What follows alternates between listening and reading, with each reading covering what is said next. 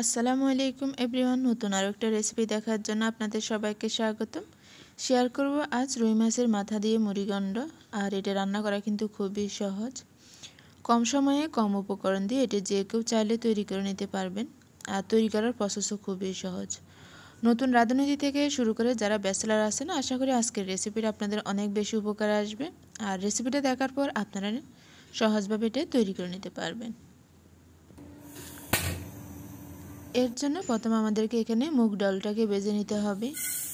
চুলায় একটা কড়াই বসিয়ে এর মধ্যে আমি প্রায় হাফ কাপ থেকে একটু বেশি মুগ ডাল নিয়ে নিলাম। আর চুলার আঁচটাকে মিডিয়াম থেকে হালকা একটু কমিয়ে অনবরত নেড়েচেড়ে এটাকে আমি ভেজে নেব প্রায় 5 মিনিট। যখন কালারটা একটু ব্রাউন কালার হয়ে আসবে আর খুব সুন্দর একটা গ্রান বের হবে, তখন এটাকে নামিয়ে নিলাম। নামিয়ে একটা সরানো বলে নিয়ে এর মধ্যে আমি পরিমাণ মতো পানি দিয়ে দিলাম। আর পানিটা দিয়ে দেওয়ার পর এটাকে আমি ভিজিয়ে রাখবো প্রায় 10 মিনিট। আর এই ফাঁকে মাছের মাথার প্রিপারেশনটাও করে নিচ্ছি। এর জন্য আমি একটা মাছের মাথা নিয়ে নিলাম। আর মাথাটাকে খুব ভালোভাবে ধুয়ে কেটে পরিষ্কার করে নিতে হবে। আমি এখানে রুই মাছের মাথা ব্যবহার করলেও আপনাদের পছন্দ অনুযায়ী যে কোনো মাছের মাথা ব্যবহার করতে পারবেন। সামান্য পরিমাণের হলুদ আর লবণ দিয়ে এটাকে খুব ভালো করে মেখে নিব।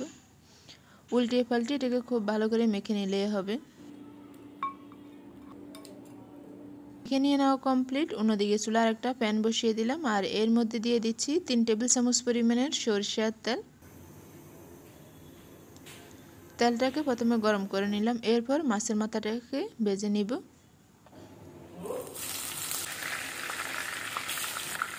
চুলার আঁচটাকে মিডিয়ামে রেখে এটাকে প্রায় 5 মিনিট ধরে ভেজে নিব, তবে কড়াবাজি করা যাবে না।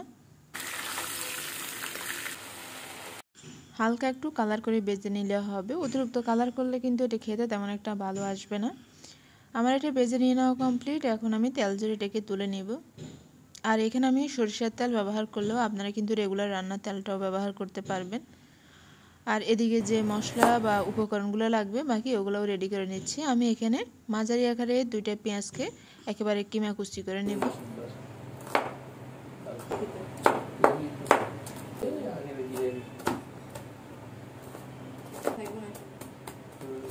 তবে চাইলে আপনারা পেঁয়াজের পরিমাণটা আর একটু বাড়িয়েও দিতে পারবেন। আর এদিকে নিয়ে নিলাম 2টা টমেটো। এটাকেও ছোট ছোট আকারে পিস করে কেটে নিব।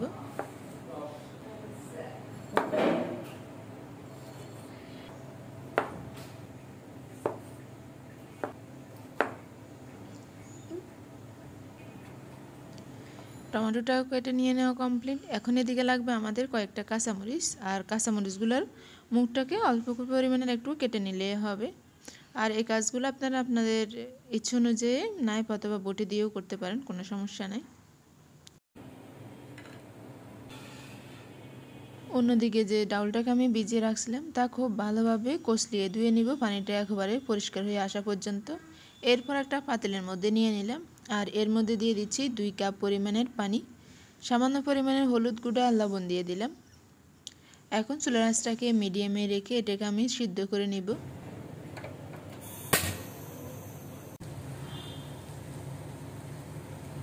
এটা সিদ্ধ হতে থাক। আর এদিকে যে বাকি তেলটা আছে তার মধ্যে আমি বাকি কাজ রান্নাটাও করে নিব। একটা শুকনো মরিচ আর একটা তেজপাতা, 2টা ছোটো দারুচিনি, 3টা লবঙ্গ আর 2টা এলাচ দিয়ে দিলাম। এগুলোকে 30 সেকেন্ড ভেজে নিব খুব সুন্দর একটা স্মেল আসা পর্যন্ত।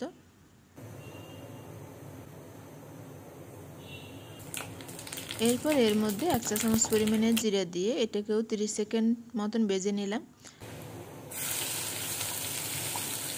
এরপর এর মধ্যে দিয়ে দিলাম পেঁয়াজের যে কুচি করে রাখছিলাম সেটা দিয়ে দেওয়ার পর এটাকেও আমি প্রায় 1 মিনিট ধরে ভেজে নিব।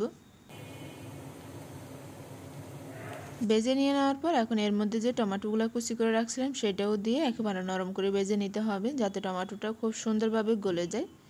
এতে কিন্তু খাবারটা খেতে দারুণ আসবে। এখন দিয়ে দিচ্ছি এর মধ্যে রসুন বাটা আর আদা বাটা। 1/2 চা চামচ পরিমাণের আদা বাটা আর 1 চা চামচ পরিমাণের রসুন বাটা দিয়ে দিলাম। এটাকেও ভেজে নিব যতক্ষণ পর্যন্ত না কাঁচা গন্ধটা চলে যায়।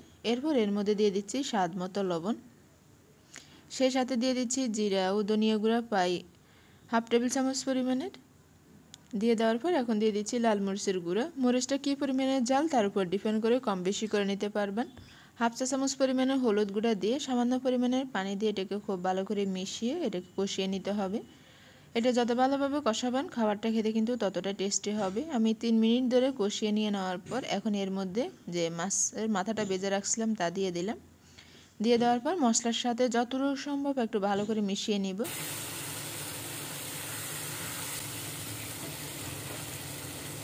মিশিয়ে নিয়ে নেওয়ার পর এখন ঢাকনা দিয়ে দিলাম। আর অন্যদিকে যে ডাউলটা সিদ্ধ করতেছি তা অনেকটাই সিদ্ধ হয়ে গেছে। দেখেন, চুলা রাসটাকে আমি মিডিয়াম থেকে একটু কমিয়ে এটাকে সিদ্ধ করে নিলাম। আর একটা কাঁচামরিচ দিয়ে এটাকে আরও 2 মিনিট এভাবে সিদ্ধ করে নিব। আর মাছের মাথাটাও কষানো কমপ্লিট। এখন আমি এর মধ্যে সিদ্ধ করে রাখা ডাউলটা দিয়ে দিব। আর সামান্য পরিমাণে পানি পাতিলে নিয়ে বাকি ডালটাও ধুয়ে দিয়ে দিলাম। এখন এই সব কিছুকে খুব ভালো করে মিশিয়ে নিতে হবে। চুলা রাসটাকে মিডিয়ামে রাখবো। আর এর মধ্যে দিয়ে দিচ্ছি যে কয়েকটা কাঁচামরিচ ফালি করে রাখছিলাম তা দিয়ে এখন ঢাকনা দিয়ে দিব। আর ঢাকনা দিয়ে ডেকে 5 মিনিট রান্না করে নিব। চুলা রাসটাকে মিডিয়াম থেকে একটু কমিয়ে রেখে 5 মিনিট পর এর মধ্যে আমি এখন দিয়ে দিচ্ছি হাফ চা চামচ পরিমাণের টালা জিরার গুঁড়া। সেই সাথে দিয়ে দিচ্ছি 1 চা চামচ পরিমাণের চিনি, তবে চিনিটা হচ্ছে অপশনাল। এখন এটাকে আলতো করে একটু মিশিয়ে ঢাকনা দিয়ে ডেকে রেখে দিলাম 2 মিনিটের জন্য।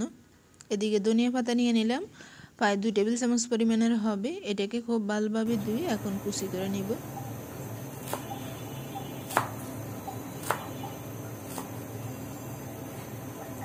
কুচি করে নিয়ে নেওয়া কমপ্লিট। এখন এটাকে সরাসরি ডাউলের মধ্যে দিয়ে দিব। দিয়ে দেওয়ার পর আলতো হাতে একটু মিশিয়ে এরপর এটাকে চুলা থেকে নামিয়ে পরিবেশন করতে পারবেন। আর এটা আপনি সাদা ভাত অথবা রুটি পরোটা দিয়ে ইজিলি পরিবেশন করতে পারবেন। তবে আপনার কাছে যেমনটা খেতে ভালো লাগে সেই অনুযায়ী করে নিলে হবে। রেসিপিটা কেমন লাগছে অবশ্যই কমেন্ট করে জানাবেন। পরবর্তী রেসিপি দেখার আমন্ত্রণ রইল। এতক্ষণ ধরে দেখার জন্য আপনাদের সবাইকে অসংখ্য ধন্যবাদ। আল্লাহ হাফেজ। আল্লাহ হাফেজ।